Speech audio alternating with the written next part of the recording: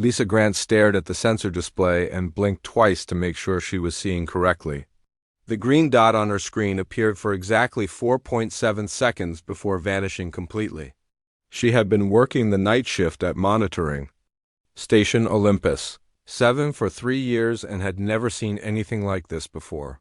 The coffee in her mug had gone cold hours ago, but she took another sip anyway.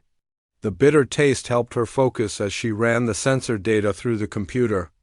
Again, the unknown contact had appeared at the very edge of their detection range, moving at incredible speed.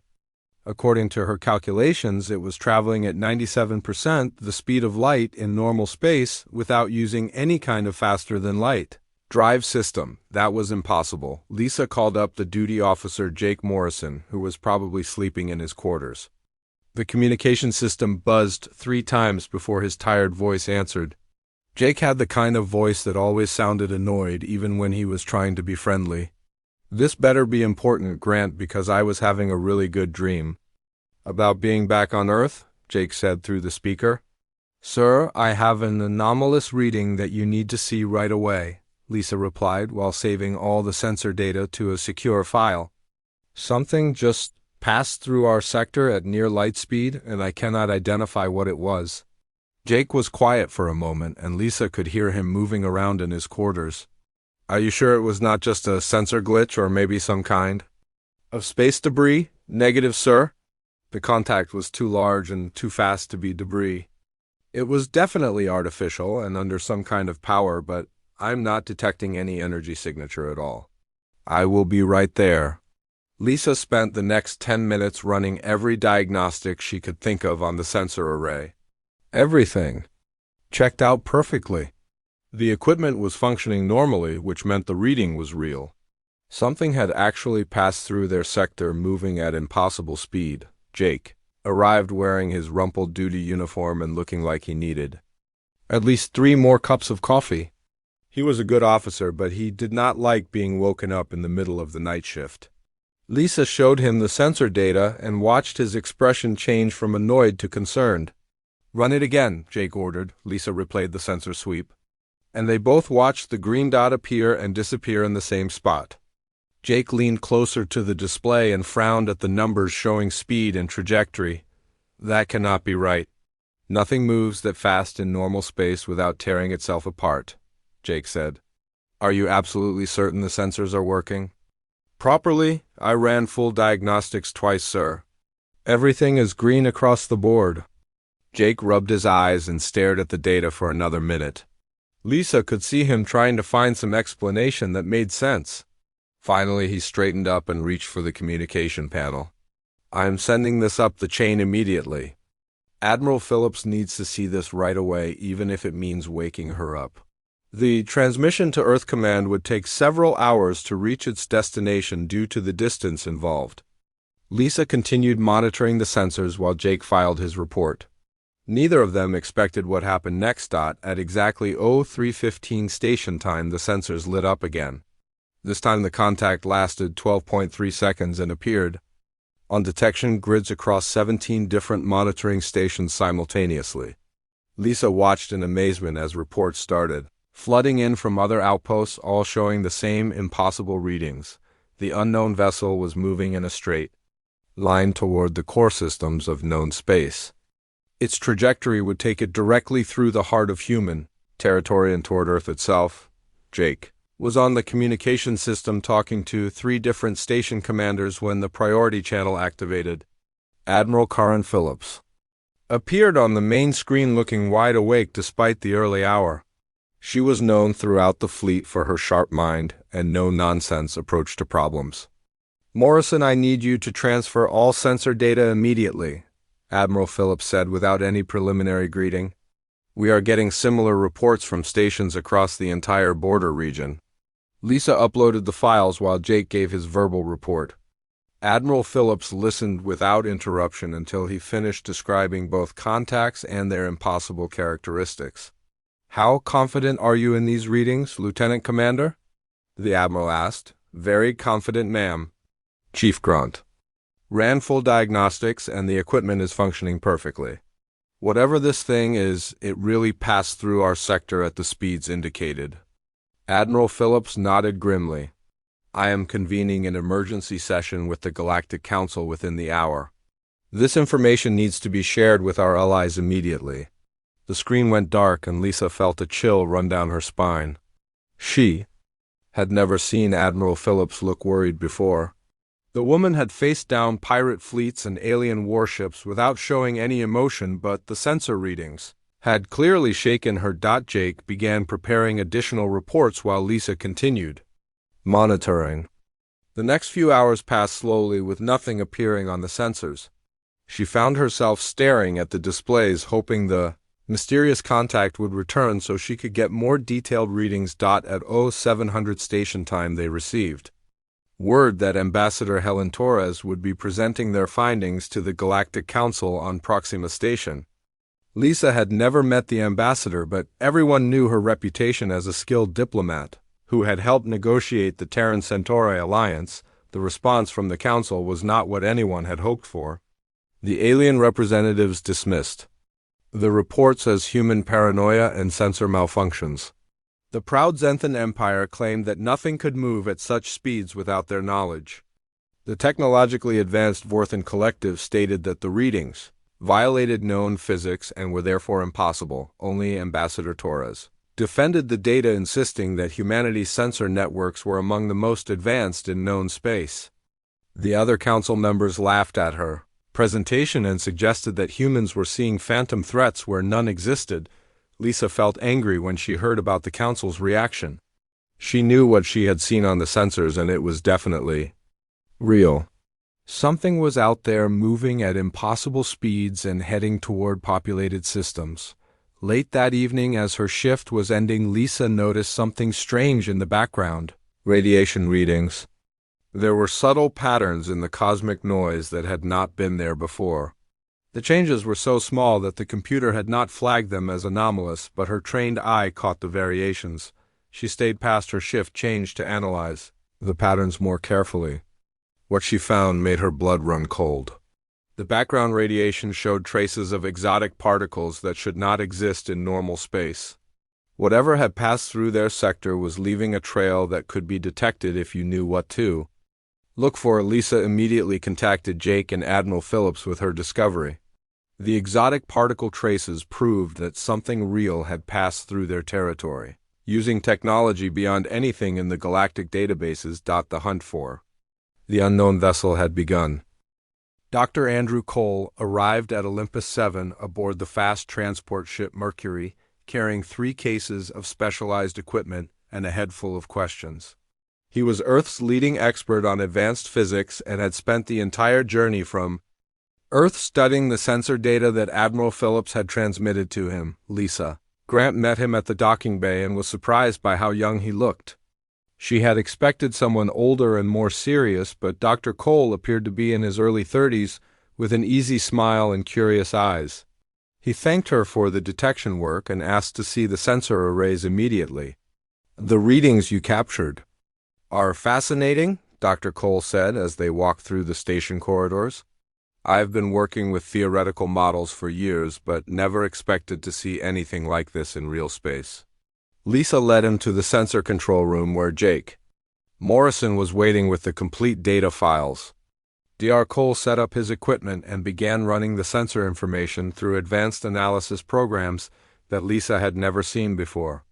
According to everything we know about physics, this should be impossible, Dr. Cole muttered as he studied the readouts. The energy requirements alone would be enormous. We are talking about power outputs comparable to a small star just to achieve these speeds. Jake leaned over his shoulder to look at the calculations. But our sensors show 0 energy signature from the contact. How can something move that fast without producing any detectable energy output? Dr. Cole paused his analysis and looked at both of them with an expression of growing excitement. That is exactly the right question to ask. If this vessel is not using conventional propulsion, then it must be operating under completely different principles. He spent the next 6 hours running the data through every analysis program he had brought with him. Lisa and Jake took turns, checking on him and bringing food, but he barely seemed to notice their presence. Finally, at around midnight station time, he called them both back into the control room. "I think I know what we are dealing with here," Dr. Cole announced. "The vessel is not actually moving through space in any conventional sense. It appears to be manipulating the fundamental structure of space-time itself." Lisa stared at him.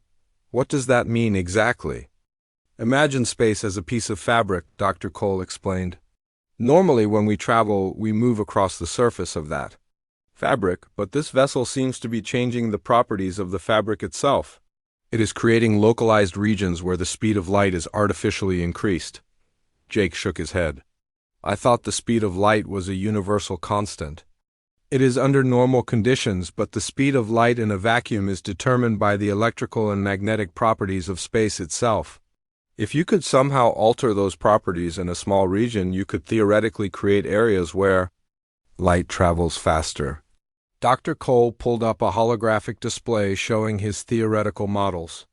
The equations were far beyond anything Lisa had studied, but she could see the basic concept. The unknown vessel was somehow creating a bubble of altered spacetime around itself. This would allow near light speeds without violating the laws of physics, Dr. Cole continued. But the technology required would be thousands of years beyond anything we have developed. Even the most advanced civilizations in the Galactic Council could not build something like this. While Dr. Cole was working on his analysis, Captain Nina Rodriguez of the exploration vessel Horizon received orders to investigate the trajectory path of the mysterious contact. Her ship was one of the fastest in the human fleet and equipped with the latest scanning equipment. Captain Rodriguez was a veteran explorer who had mapped dozens of star systems and made first contact with 3 different alien species. She had seen strange things in deep space before, but nothing had prepared her for what she found along the vessel's route. The debris fields were scattered across several light years of space. At first glance, they appeared to be the remains of ancient battles or perhaps natural disasters that had destroyed entire civilizations. But closer examination revealed something far more disturbing. These are not random destruction patterns. Captain Rodriguez reported to Admiral Phillips during their daily communication window. The debris shows signs of being precisely dissected by some kind of advanced technology. The cuts are cleaned down to the molecular level with no thermal damage at all. Dr. Cole received copies of Captain Rodriguez's findings and immediately saw the connection to his own research. The same technology that allowed the unknown vessel to manipulate spacetime could also be used as an incredibly precise cutting tool. "This changes everything," he told Lisa and Jake. "We are not just dealing with an advanced propulsion system. This vessel represents a level of technology that is completely beyond our current understanding." The Galactic Council convened another emergency session to discuss the new findings. General Thokmar of the Zenthan Empire proposed immediate military action despite having no clear target to engage. The Zenthan military philosophy was to attack first and ask questions later. Scholar Prime Vextai of the Vorthan Collective continued to insist that the readings were impossible and therefore irrelevant. The Vorthans prided themselves on their scientific accuracy and refused to accept data that contradicted their established theories. The crystalline representatives of the Helix Consortium were more interested in the potential commercial applications of the unknown technology. They began calculating profit margins for spacetime manipulation devices before anyone had figured out how the technology actually worked. Ambassador Helen Torres found herself defending not just the sensor data, but also Dr. Cole's theoretical analysis. The other council members seemed determined to dismiss anything that came from human sources, regardless of how compelling the evidence might be. "We cannot simply ignore this because it does not fit our current models," Ambassador Torres argued during the heated session. "The universe is full of phenomena that we do not yet understand." General Thokmar slammed his armored fist on the council table. "Humans see threats everywhere because you are a young paranoid species. Your fear makes you imagine dangers that do not exist." Scholar Prime Vextai adjusted his crystalline optical sensors and spoke in his typical condescending tone. "The laws of physics are not suggestions. They are absolute rules that cannot be violated by any technology, no matter how advanced. Ambassador Torres maintained her diplomatic composure despite the insults from both alien representatives. She had dealt with their arrogance before and knew that losing her temper would only make things worse for humanity's position in the Council. Meanwhile, back at Olympus, Dr. Cole made another breakthrough in his analysis. The exotic particle. Traces that Lisa had discovered were not random byproducts of the unknown propulsion system. They formed a specific pattern that suggested the vessel was following a predetermined course toward a specific destination. "It knows exactly where it is going," Dr. Cole announced. "This is not random exploration or patrol behavior. The vessel is heading somewhere specific, and it has been planning this journey for a very long time." The realization sent chills through everyone on the station. An unknown vessel with impossible technology was approaching the core systems of known space with apparent purpose and intent. Whatever was coming their way, it was not going to be a friendly visit. The signal appeared on communication arrays across 3 star systems at exactly the same moment. Communications specialist Tony Parker was monitoring the deep space communication array when every frequency detector on his board lit up like a Christmas tree. The unknown vessel had stopped moving and was now broadcasting something. Tony had been working deep space communications for 8 years and had heard everything from alien music to cosmic background radiation. This signal was different from anything in the galactic databases. It cycled through thousands of different frequencies and languages as if it was systematically testing every form of communication ever used in known space. "Admiral Phillips, you need to hear this," Tony said over the priority channel. He routed the signal through the main communication system so Admiral Phillips could listen from Earth Command. The signal contained mathematical progressions in dozens of different formats. It included prime number sequences, binary code, and even pictographic representations of basic physics concepts. Whoever was sending this message wanted to make absolutely certain it would be understood by any intelligent species that received it. Admiral Phillips listened to the signal for several minutes before responding. "Can you isolate the core message, Parker?" Tony worked at his console for nearly an hour running the signal through translation programs and pattern analysis software. Finally, he found what he was looking for buried in the complex mix of frequencies and languages. "The core message is surprisingly simple, ma'am," Tony reported. "It appears to be a mathematical progression requesting dialogue. Basically, it is asking if anyone wants to talk." Admiral Phillips made the decision to respond immediately rather than wait for approval from the Galactic Council. She ordered Captain Nina Rodriguez to take a joint task force to the Kepler 442 system where the unknown vessel had stopped. The newly commissioned vessel Defiance would serve as the flagship for the mission. Captain Rodriguez assembled her crew within 6 hours. The task force included representatives from all major galactic civilizations, even though most of their governments had not officially approved the mission. Dr. Andrew Cole volunteered to serve as the human scientific advisor despite the obvious dangers involved. The journey to Kepler 442 took 3 days at maximum, faster than light speed. During the entire trip, the unknown vessel remained completely stationary and continued broadcasting its communication signal. It made no aggressive moves and showed no signs of preparing for combat. Dr. Cole spent most of the journey analyzing the signal patterns and trying to understand the technology behind them. The broadcast was incredibly sophisticated and seemed to adapt its content based on which frequencies received responses from various monitoring stations. "This is not random communication," Dr. Cole explained to Captain Rodriguez during one of their daily briefings. "The vessel is actively learning about our communication methods and adjusting its signal accordingly. It is studying us just as much as we are studying it." The Xanthan representative General Crix argued constantly for aggressive positioning and military readiness. He wanted the task force to approach the unknown vessel with weapons charged and shields raised. The Xanthan philosophy was to negotiate from a position of strength through superior firepower. Scholar Prime Nex of the Vorthan Collective insisted on extensive scientific analysis before attempting any communication. He brought sophisticated scanning equipment and wanted to spend weeks studying the vessel before making contact. The Vorthans believed knowledge was more valuable than quick action. The crystalline representative from the Helix Consortium kept talking about trade negotiations and commercial opportunities. She seemed convinced that any advanced civilization would be interested in establishing profitable business relationships with the galactic community. Captain Rodriguez listened to all their arguments but ultimately decided to follow standard human first contact protocols. She had read about humanity's early encounters with alien species and knew that direct, honest communication usually worked better than complicated diplomatic strategies. When the task force arrived at Kepler 442, they got their first visual confirmation of the mysterious vessel. It appeared on their main screen as a perfect black shape that seemed to absorb all electromagnetic radiation.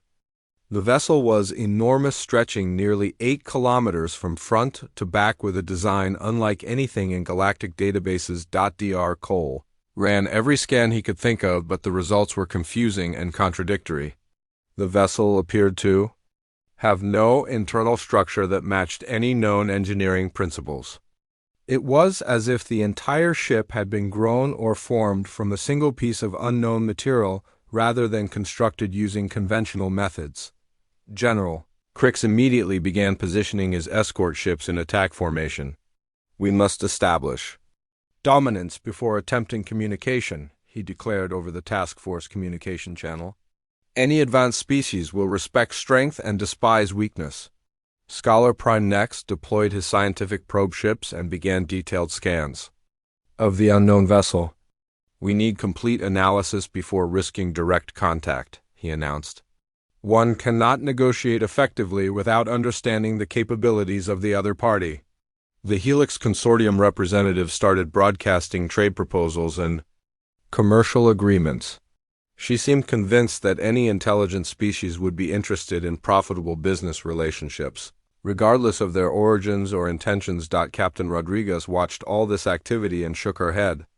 Each alien species was applying their own cultural framework to the situation without considering that the unknown vessel might operate under completely different principles. She opened a direct communication channel and broadcast a simple message in standard galactic language. "Hello, we come in peace. We want to understand." The response was immediate and shocking. The unknown vessel transmitted detailed star charts showing every inhabited system in the galaxy, including several that had not been publicly disclosed. It knew exactly who they were and where they came from, but that was not the most surprising part of the response. Along with the star charts came detailed information about each species in the task force, including their history, technology levels, and even some classified military information that should have been impossible to obtain. Dr. Cole stared at the data streaming across his console in amazement. "This vessel has been watching us for a very long time," he said. "It knows more about galactic civilization than we know about ourselves." General Crix was furious about the security breach. "How does this thing know classified Xenthan military codes?" he demanded. "This information could only come from our most secure databases." Scholar Prime Next was equally disturbed by the breach of Vorthan scientific records. "These research findings were classified at the highest levels," he said. "No outside agency should have access to this data." The Helix Consortium representative was actually excited about the implications.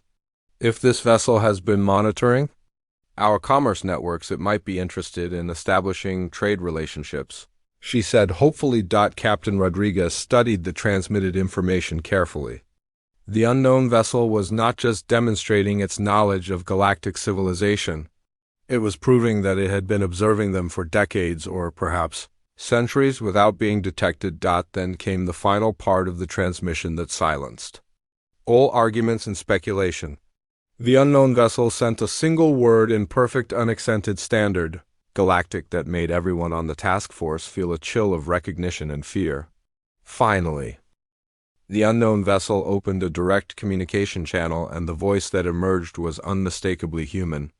Captain Rodriguez nearly fell out of her command chair when she heard the clear English accent coming through the speakers. This is Commander Zara Chun of the Terran Deep Exploration Division vessel Persistence, requesting permission to come aboard your ship, the voice said. I have been traveling for a very long time and have critical information that the galaxy needs to hear immediately. Dr. Cole checked his database of Earth military personnel but found no record of anyone named Zara Chun or any organization called the Terran Deep Exploration Division. Captain Rodriguez was equally confused because she knew the organizational structure of Earth's military forces and had never heard of this division. General Crix was furious about what he saw as human deception. You told us this was an unknown alien vessel, he accused Captain Rodriguez over the communication channel. Now we discover it is a secret human military ship that has been spying on us for years. Scholar Prime Nex was more interested in the technological implications than the political ones. How did human engineers develop technology that is centuries beyond our current capabilities? He asked. The physics involved should be impossible according to our understanding of natural laws. Captain Rodriguez authorized the meeting despite the protests from her alien colleagues. 2 hours later, Commander Chun transported aboard the Defiance using technology that made their best systems look primitive. She materialized in the main conference room without any visible transportation device or energy signature. Commander Chun looked like she was in her early 40s with short, dark hair and the kind of weathered appearance that came from years in deep space. She wore a uniform that was similar to standard Earth military designs, but with subtle differences that suggested advanced manufacturing techniques. I know this is confusing for everyone, Commander Chun began as she took a seat at the conference table. Let me explain what the Terran Deep Exploration Division is and why I have been away from Earth for over 200 years. She activated a holographic display that showed star charts extending far beyond the edge of known galactic space. The charts contained thousands of star systems that had never been explored by any civilization in the Galactic Council. The Deep Exploration Division was created in secret 40 years before humanity joined the Galactic Council, Commander Shun explained.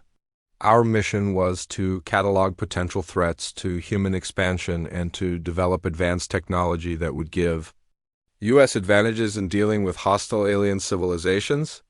Dr. Cole studied the star charts and noticed something disturbing.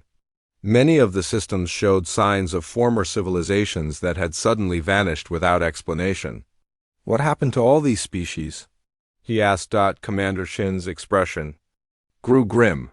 They encountered something that I've been tracking for the past 2 centuries.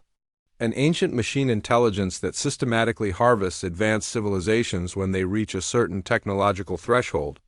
The room fell silent as everyone processed this information. Ambassador Torres, who was participating through quantum communication link from Earth, asked the question that everyone was thinking. How is this possible and why were we never told? About the Deep Exploration Division? The division operates under the highest levels of classification, Commander Chun replied. Only a few people in Earth's government know about our existence. We were created because early contact with alien civilizations revealed that the galaxy is far more dangerous than the public realizes. She brought up images of the debris fields that Captain Rodriguez had discovered along her route. The molecular level precision of the cuts became even more disturbing when viewed in the context of systematic harvesting.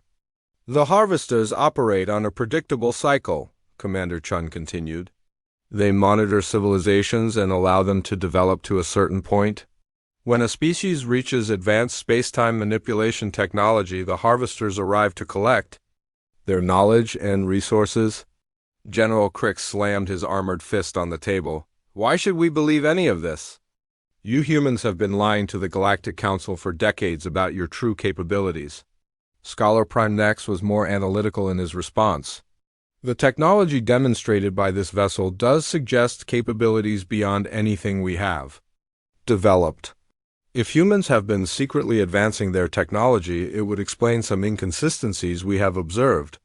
Commander Chun activated another holographic display showing her ship's journey through unexplored space. The route covered thousands of light years and took her through regions where dozens of advanced Civilizations had once existed. I found the same pattern everywhere I went, she said. Civilizations would develop for millions of years, reaching incredible levels of technology and knowledge. Then suddenly they would vanish, leaving only debris fields with those precise molecular cuts. Dr. Cole studied the data and began to understand the horrifying implications. You're saying that every advanced civilization in galactic history has eventually been harvested by these machines? Not every civilization, Commander Chun replied. Some species managed to hide or regress their technology to avoid detection. Others fled to distant parts of the galaxy, but the vast majority were processed when they reached the threshold. Captain Rodriguez asked the obvious question. What is this technological threshold that triggers the harvesters? Commander Chun looked directly at her. Advanced space-time manipulation technology like the kind my ship uses. The same technology that allowed me to travel at near light speeds and manipulate the fundamental structure of reality itself. The implications hit everyone at the same time. If the harvesters were triggered by advanced space-time technology and Commander Chun had been using that technology for 2 centuries, then the galaxy was already in danger. How long do we have? Ambassador Torres asked through the communication. Commander Chun checked her instruments and her face grew pale. According to my long-range sensors, the harvesters are already moving toward the galactic core. They detected my technology signature years ago and have been traveling here ever since. She brought up another display showing massive objects moving through space at impossible speeds. The harvesters were using technology that made even the persistence seem primitive by comparison. They were heading directly toward the most populated systems in known space. My mission changed from exploration to warning, Commander Chun said. I have been racing back to warn the galaxy, but my journey took decades while relativistic effects compressed my personal timeline. I hoped I would arrive in time to help prepare defenses. General Crix was already calculating military responses. How many harvester ships are coming and what kind of weapons do they carry? That is the wrong question, Commander Chun replied. The harvesters do not think like military forces. They are machines with a single purpose to collect and process advanced civilizations. They cannot be negotiated with or reasoned with. Scholar Prime Nex was analyzing the sensor data on his portable equipment. These readings indicate technology that operates on principles we do not understand. Our conventional weapons and defenses would be completely ineffective. The Helix Consortium representative asked about evacuation possibilities, but Commander Chun shook her head. There is nowhere to run. The harvesters have been operating for millions of years, and they know every hiding place in the galaxy. Captain. Rodriguez stood up and looked at the assembled group. Then we need to find a way to fight them using methods they have never encountered before. Commander Chun smiled for the first time since coming aboard. That is exactly what I was hoping you would say. The harvesters have processed thousands of civilizations, but they have never faced anything like humanity's approach to impossible problems. The emergency session of the Galactic Council lasted for 18 straight hours with representatives arguing about whether to trust Commander Chun's warning or prepare for war against humanity itself. General Crix wanted to arrest all humans as potential spies, while Scholar Prime Nex demanded access to the secret technology that Earth had been developing. Admiral Phillips addressed the Council through quantum communication from Earth Command, with Ambassador Torres translating the political implications. We are facing a threat that could destroy every civilization in the galaxy, Admiral Phillips stated. This is not the time for accusations or territorial disputes. Commander Chun presented her evidence to the full Council, including detailed sensor readings of the approaching harvester fleet. The massive ships were moving through space using technology that bent reality itself around them. They would reach the core systems within days rather than weeks. Every previous civilization faced the harvesters using conventional military tactics, Commander Chun explained. Shields, weapons, and defensive formations that follow predictable patterns. The harvesters have countered these approaches thousands of times over millions of years. General Crick studied the tactical data and realized that his entire military philosophy was useless against enemies that had seen every possible strategy. "What do you propose we do differently?" he asked reluctantly. Dr. Cole worked with Commander Chun to analyze the harvester technology and found something interesting. The machines operated by analyzing incoming threats and developing countermeasures based on established patterns of behavior. They were incredibly effective against logical systematic approaches to combat.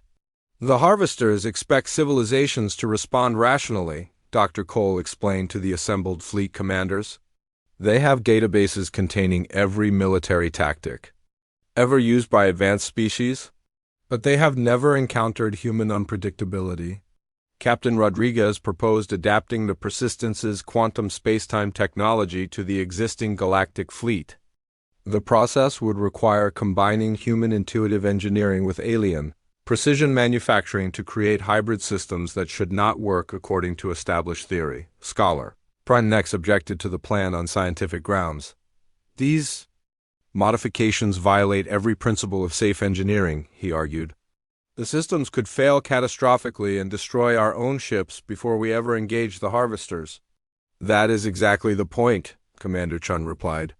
"Safe, predictable engineering is what the harvesters expect to encounter. We need to create systems that are so chaotic and unpredictable that their analysis programs cannot process them effectively." And the modification process took 36 hours of nonstop work by engineering teams from every major civilization. Human engineers worked alongside Xenthan weapon specialists, Vorthan computer experts, and Helix Consortium manufacturing specialists to create impossible combinations of technology. Dr. Cole supervised the installation of quantum spacetime manipulators on dozens of ships throughout the fleet. The devices should have been incompatible with existing power systems, but somehow they worked when combined with human intuitive modifications and alien technical precision. These systems are operating outside the parameters of known physics. Dr. Cole reported to Admiral Phillips.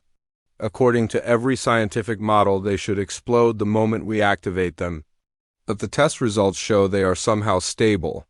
The harvester fleet arrived at the edge of the Sol system exactly when Commander Chun had predicted.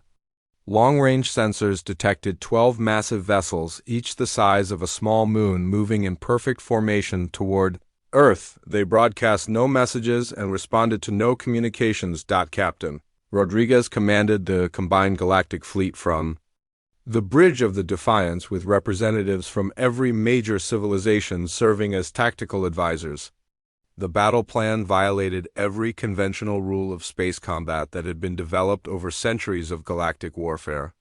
"Remember the key principle," Captain Rodriguez announced over the fleet communication channel.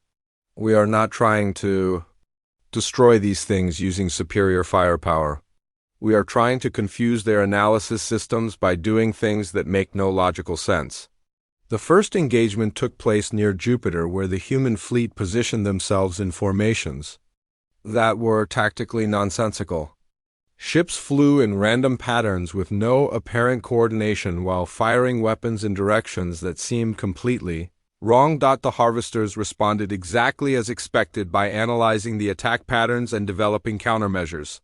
But the countermeasures failed because there were no actual patterns to counter. The human fleet was operating on pure improvisation, guided by intuitive responses rather than calculated strategies. Commander Chun activated the quantum spacetime manipulation systems at the moment when the harvesters were most confused by the chaotic human tactics.